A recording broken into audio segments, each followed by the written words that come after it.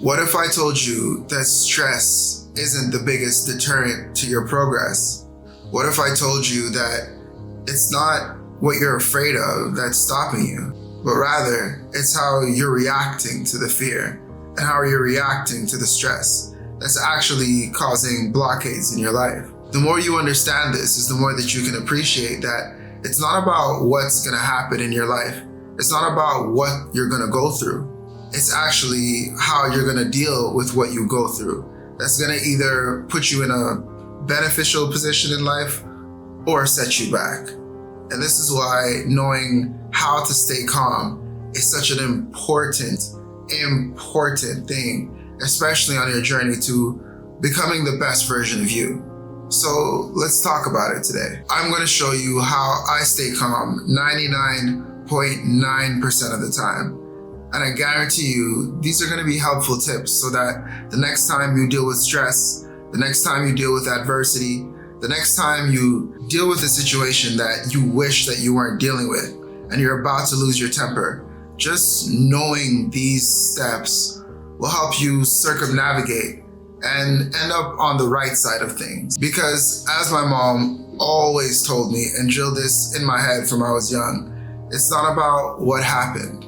It's about how you reacted to what happened, which often made me wrong. The first step that'll help you stay calm in moments of stress or moments of uncertainty is accepting what you cannot control. Now, this sounds simple in theory, but in practice, it's way harder than it looks. To accept what you cannot control is to understand and appreciate that everything that you do is everything that you can do. Everything else is gonna happen regardless of if you want it to happen, if you don't want it to happen. Things are just gonna happen. I'll give you an example. You could have woke up in the morning and it was the perfect day, perfect weather, brushed your teeth, took a shower, got in your freshest clothes, and then as soon as you got in your car, you started driving, you realized that there was a car accident a couple kilometers ahead. And now you're stuck in traffic for an hour and 30 minutes. And you were supposed to get to work at 8 a.m. No matter what you did everything right. No matter what you did, you could not stop what was gonna happen. So all you can do is control how you react to what is happening. Because if you let this moment derail you or set you off, everything that you started doing goes down the drain. This is the thing that we have to try to avoid.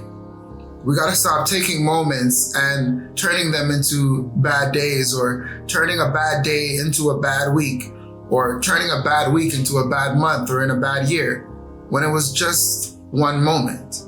So the first thing is to accept and appreciate what you cannot control, because some things are just out of your control. No matter what you do or what you don't do, things are still gonna happen. Now, this leads us into our next step, which is as important, if not even more important. The next step to staying calm is embracing impermanence. This means to accept that this too shall pass. If we're drawing from the earlier example, you're in traffic, you're gonna be there regardless. Now, you could choose to live the next 1 hour and 30 minutes in traffic, stress, punching the horn, beating your head, thinking about all the negative things, or you could spend that exact same time thinking of something constructive, maybe visualizing the rest of your day, because this too shall pass. You're already going through it, and nothing that you can do can take you out of this circumstance. So why not make the best of the circumstance as opposed to dwelling on it? Because what happens when you dwell on it is that now you spend 1 hour and 30 minutes or however much time you're stuck in traffic, angry, irritated. And now when you get to work, your vibe is gonna be completely off. And let's follow up with this. Your vibe is gonna be completely off. You're gonna see people, and people are gonna realize that your vibe is off, and they're gonna start to feel like you're treating them differently. So now you seeing that they're reacting in a weird way is gonna cause you to react in a weird way and continue to be pissed off.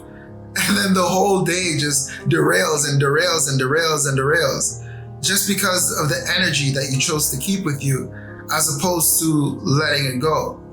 And a key way to let go is to embrace that moment will pass. That moment is not permanent. That moment is ephemeral.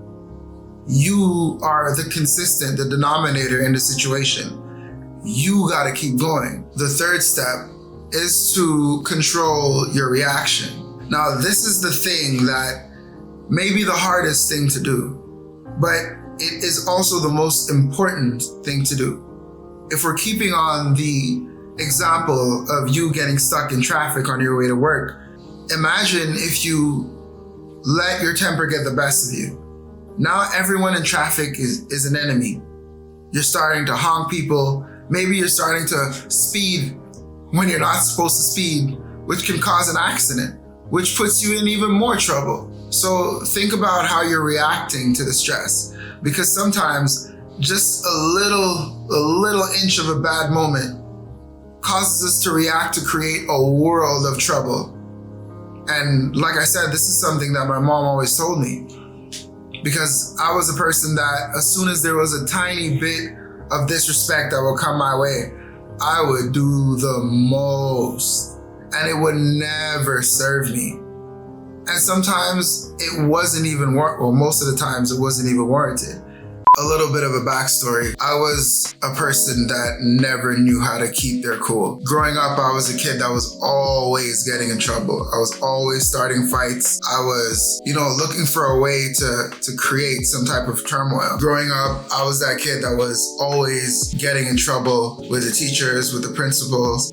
Everything was cool until it wasn't. In class, I would make jokes. Everybody would love me. It was a good time until somebody would cross the line. And the thing is, anybody could cross the line at any time, because I didn't even really know what annoyed me until it annoyed me. It just wasn't cool. Like, I was always in detention. My mom had to come speak to the teachers all the time so I wouldn't get suspended or kicked out of school. I was so lucky that I had an older sister that had a very clean, good, nice reputation. So they would always be like, Prince, how come he's not more like you? Just because of you, we're not going to kick him out of school. Just because of you, we're not going to suspend him. And they would tell me, Prince, if it wasn't for your sister, you'd be in big trouble. So I definitely had a little good luck charm, but I had to learn the hard way, because when I grew up, it was easy for me to be in a circumstance where everything was cool, but someone said the wrong thing and I'd just be like, nah. And I would start a fight, or I'd start some type of turmoil. So I had to learn these things the hardest way possible. Leave a comment in the comment section if you are a kid like this and you're learning the peaceful way as you grew up. So I'm speaking from a standpoint of, I know what it means to lose your cool. I know what it means to be around a person that just says the wrong things and tries to push your buttons, and you just had it. Whether it be in a work circumstance, whether it be in a friendship, whether it be, somebody on the street, and it's like the worst day for somebody to be bringing up something.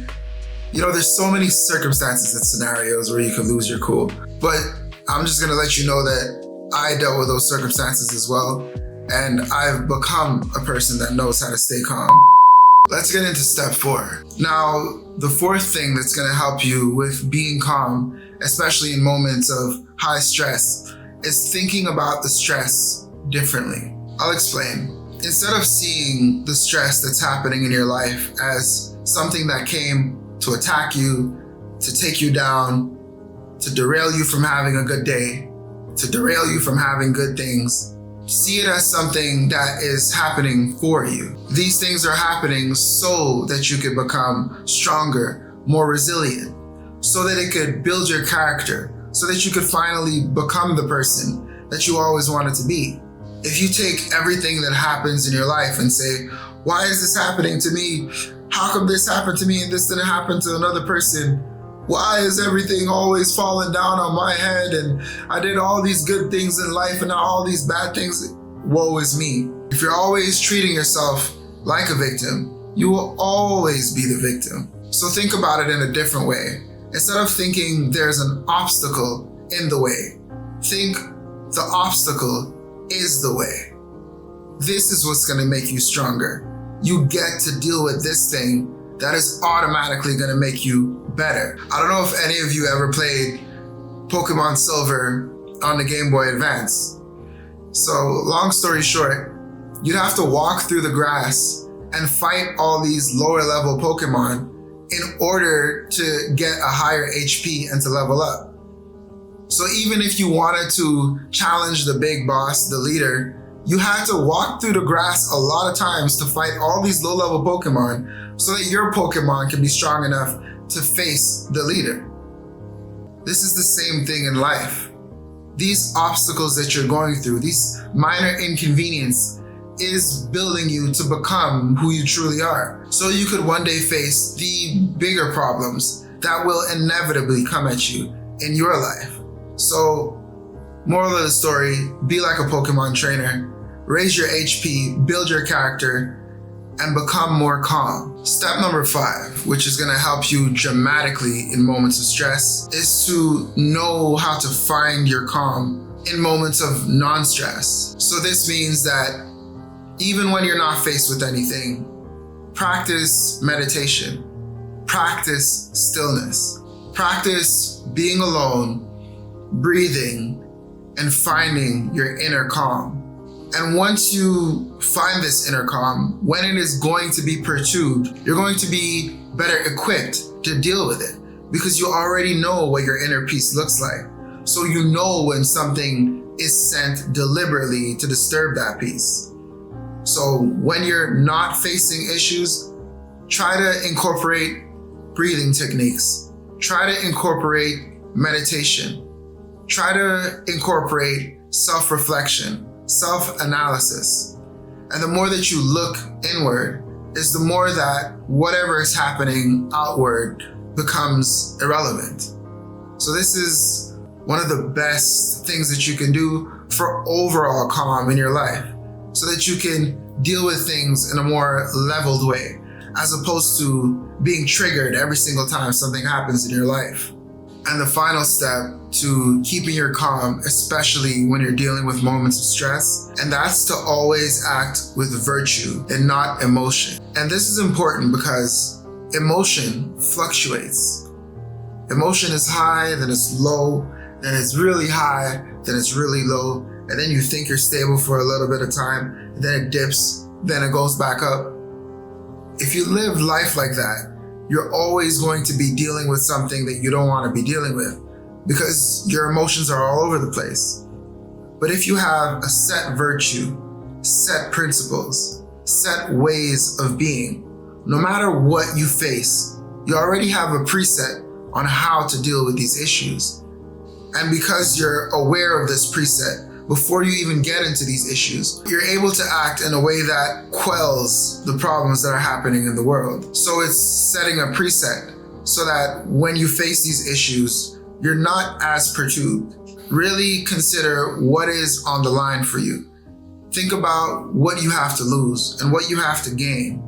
And when you think long term, when you think in terms of virtue, when you think in terms of character, you're not easily swayed by the roller coasters of emotion. And I'm gonna leave you with this saying that I feel is very important to accept and to grasp, especially the next time that you're dealing with moments of stress or you feel that you're gonna act outside of your character. True calmness, or the life of a truly peaceful person, is not a life that avoids fear or avoids stress. Those things are inevitable. We're all gonna deal with it. But rather, it's learning how to dance with it. So next time, don't feel bad that you're going through something. Just think in your second mind of how you're gonna deal with it, rather than becoming defeated when you actually deal with the issue. Please let me know your thoughts on being calm. If you have any tips on being calm, I know that a lot of us need it. So if you have any thoughts or tips on how to stay calm, I know someone is going to benefit from it. So leave it in the comment section. It may change someone's life. I know that if I didn't learn how to be calm, I wouldn't be here making YouTube videos. So please leave a comment in the comment section on how you stay calm what you do to keep your composure. And subscribe to the channel if you haven't already. I'll see you in the next video.